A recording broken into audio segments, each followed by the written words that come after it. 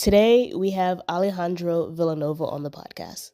Former Shapian, turned Army Ranger, NFL player, and now farmer. Alejandro shares about how staying in his comfort zone helped him grow during his first couple years in adulthood. In the military, you never experience those things. You have an incredible safety net. And so I didn't feel brave enough to leave that safety net. And I've always been really comfortable with the military, with the food, DFAC, PX, NEX, the roads, MPs, the military ID, the rules, driving slow everywhere. So, for me, the military was the easy transition. While having a purpose has helped him focus on the goals he has set. How being on deployment was easier than adjusting back into civilian life. That I'm going to be able to deal with this is if I go back again. So I said, a lot of people say that.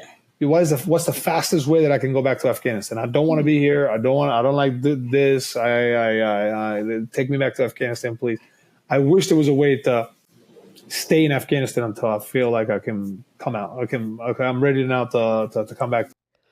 And the suddenness of having to come to terms with death at the age of 22. Over this, you cannot go out there with any fear when you're doing missions. You cannot be slow on your feet. You can never have a mental block. You can never panic or just sort of like stare into nothingness because you're scared. So let's reconcile the things that you're scared about. Let's write them down. And so in the specific area that I was in.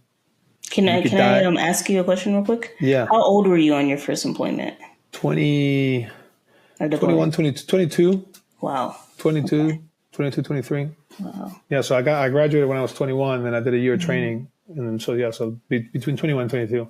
Wow. So I sat down and I said, okay, I can die from an explosion.